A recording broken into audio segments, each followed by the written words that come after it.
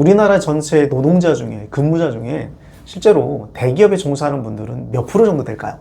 10% 중에서도 4% 내외가 사무직 종사자인데 이렇게 따져보면 4% 안에 내가 들어갈 정도의 실력과 준비가 되어 있느냐에 대한 객관화, 그 분야 1등 기업들이 있단 말이죠. 네. 그런 기업들을 찾아야 되는데 이런 내용들을 잘 모르고 무턱대고 이제 대기업만 지원하는 그런 문제가 생기죠. 간단하게 자기소개 한번 부탁드릴게요. 네, 저는 취업 코치로 활동하고 있는 박세용이라고 합니다. 저는 약 18년 동안 취업 관련된 일을 하고 있어요. 우연치 않게 시작한 일인데 다양한 사람들을 만나고 인터뷰하고 뭐 자기소개서 또는 면접에 대한 코칭을 진행하고 다양한 강의를 하고 또 책을 쓰기도 합니다. 제 핸드폰에 카톡에 등록된 친구들이 한 5,300명 정도 되어 있는데요. 실제로는 더 많은 친구들을 가르쳐 본 것 같아요. 어떤 사람들은 관상 전문가라고 하기도 하는데 그동안 만나면서 취업에서 사실은 잘 되는 사람들의 특징은 과거나 지금이나 동일한 것 같습니다. 그 동일한 그 한 가지가 차이를 만들어내는 것 같아요. 그 차이에 대해서 여러분에게 좀 이야기를 해보고 싶습니다. 지금 18년 동안 이 커리어 관련된 일을 해오셨잖아요. 네. 제가 오늘 궁금한 거는 이제 뭐 취업을 준비하는 친구들도 있을 거고 지금 또 사실 시즌이 약간 좀 절망 시즌이죠. 12월부터 2월까지는 이 영상을 좀 다른 친구들이 보고 좀 희망을 또 얻었으면 또 좋겠으면 바람으로 네. 자소서와 면접에 대해서는 너무나 많은 전문가분들이 이제 말씀하시잖아요. 네. 근데 18년 경력은 정말 저는 엄청난 거라고 생각하거든요. 혹시나 대표님께서 자소서부터 제가 한번 네. 질문을 드려볼게요. 자, 자소서를 잘 쓰는 방법 어떤 게 있을까요? 그냥 단도직입적으로. 네. 사실 잘 쓰는 방법이라고 하는 것은 기술적인 부분보다는 좋은 소재를 먼저 가지고 있는가. 좋은 소재. 그렇죠.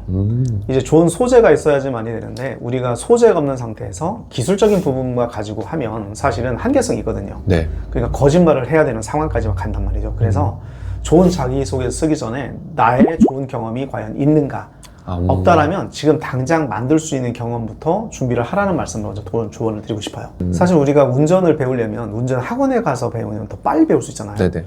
자기소개서도 마찬가지거든요. 자기소개는 유니크하게 나만의 이야기를 쓰는 거지만 그 쓰는 과정에서 일기처럼 쓰면 안 되잖아요. 네네. 그러니까 기술적인 부분이 필요하기 때문에 많은 강의들 또는 여기 우리 중대장님 채널이라든지 굉장히 많은 정보들 있잖아요. 네네. 그런 정보를 통해서 그런 기술을 나의 자기소개 소재에 어떻게 녹일 것인가에 대한 고민들, 나만의 스킬들, 이런 기술들이 저는 훈련이 좀 필요하다고 생각해요. 저는 합격률도 되게 중요하죠. 그래요? 합격률이 중요한데 네. 합격률 우리가 예측 불가능하고 네네. 실제로 기업이 어떤 커다란 대형 이슈가 있어서 사람을 많이 뽑아야 된다면 그 시즌에는 사람을 많이 뽑거든요.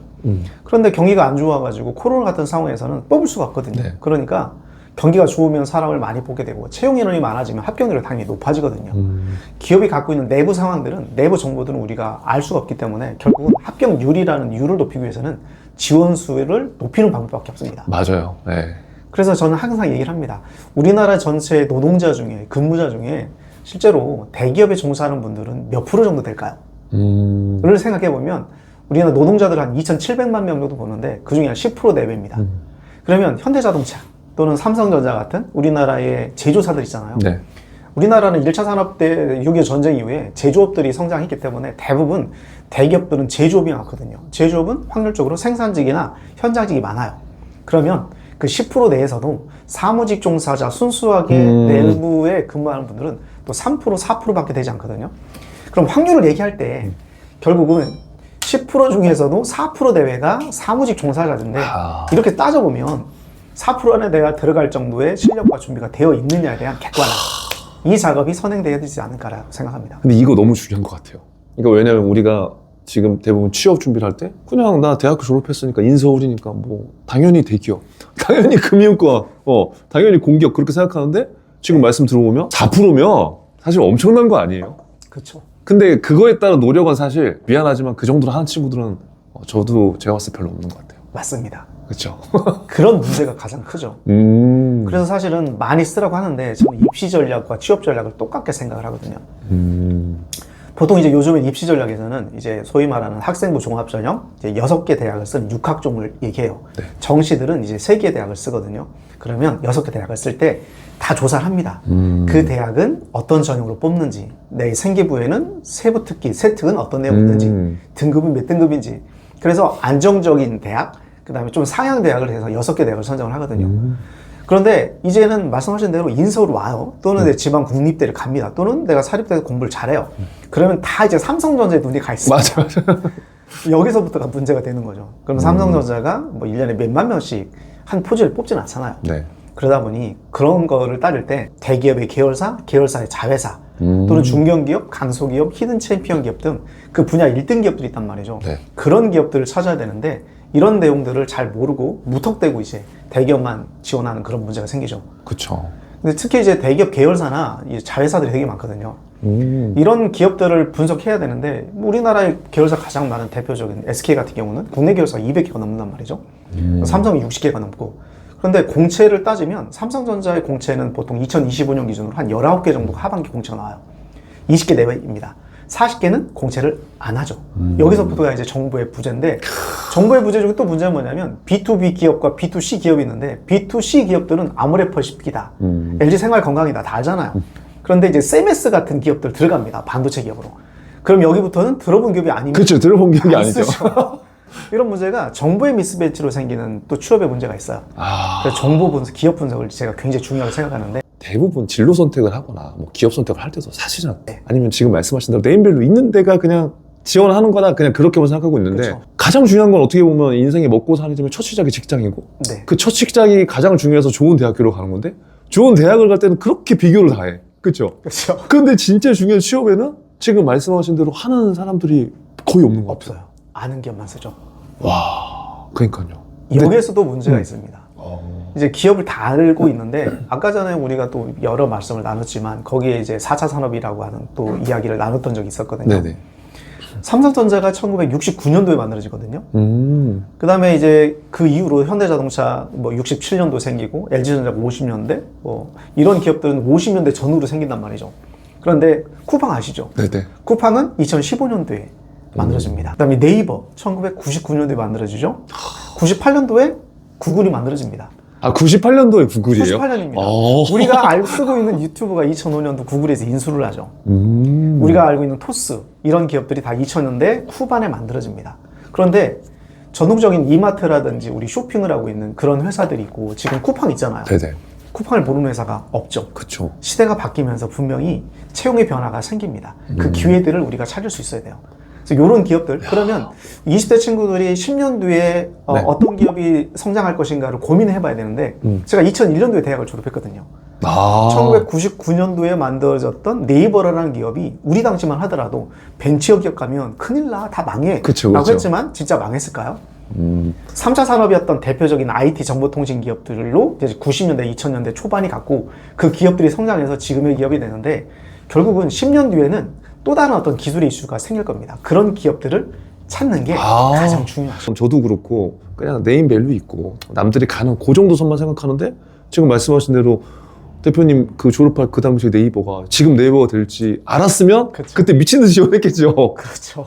아, 그 기업을 바라보는 안목이나 그런 것도, 제가 보는 거는 이제 뭐 산업에 대한 관심, 뭐 이런 것들이 진짜 일어나면 훨씬 더 진로의 폭이 넓어질 수 있다는 생각을 지금도 해봤습니다. 그 대표님은 그 인사 담당자분들을 수많은 분들 만나셨잖아요. 네.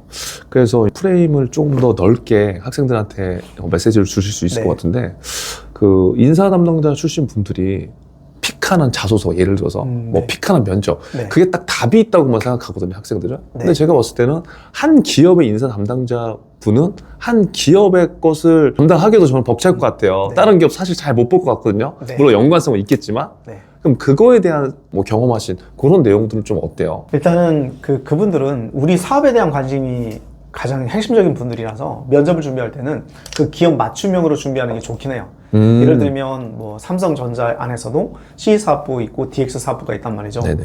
지금 이제 CIM 부서가 DX로 바뀌었고, 그다음에 DS 사업부가 있단 말이죠.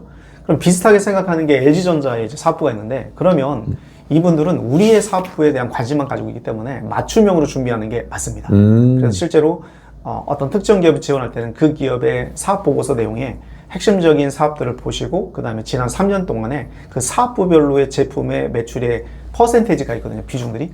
그런 내용들을 집중적으로 준비를 해서 맞춤형으로 준비하는 게 맞고, 그 다음에 이제 약간 더 확장성을 가지고 간다면 동종업계에 경쟁회사들이 있기 때문에 항상 경쟁회사의 전략을 물어보거든요. 그때는 어차피 우리가 한 기업을 쓰는 게 아니라 그쵸. 종종 같이 쓰니까 두루두루 준비를 해서 비교 분석에 대한 전략, 그다음 경쟁 우위를 할 수 있는 아이디어들 이런 정도만 준비해 주시면 맞춤형으로 준비가 가능하다고 저는 생각이 됩니다.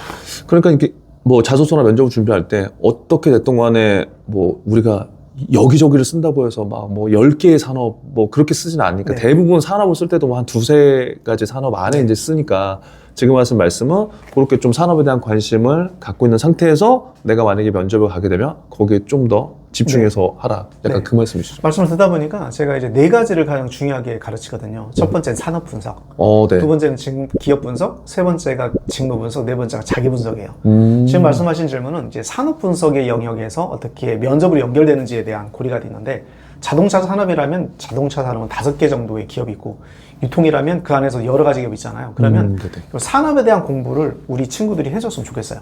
음. 자동차 산업이라면 현대자동차라고 하는 회사가 이제 메인이니까 네네. 현대는 지금 자동차라는 말보다는 모빌리티라고 쓴단 말이죠. 음. 그러면 현기차는 어차피 동일한 기업이라고 보기는 하지만 약간씩 다르거든요. 그러면 모빌리티 안에서도 지금은 뭐 UAM 관련돼서 나르는 이제 플라잉카 시대가 열리고 있잖아요. AM 사업으로 가고 있는데 그러면 자동차 산업이라는 걸 공부하게 되면 그 하나의 산업을 가지고 그 다른 경쟁 회사들, 동종 기업들 다 쓸 수가 있거든요.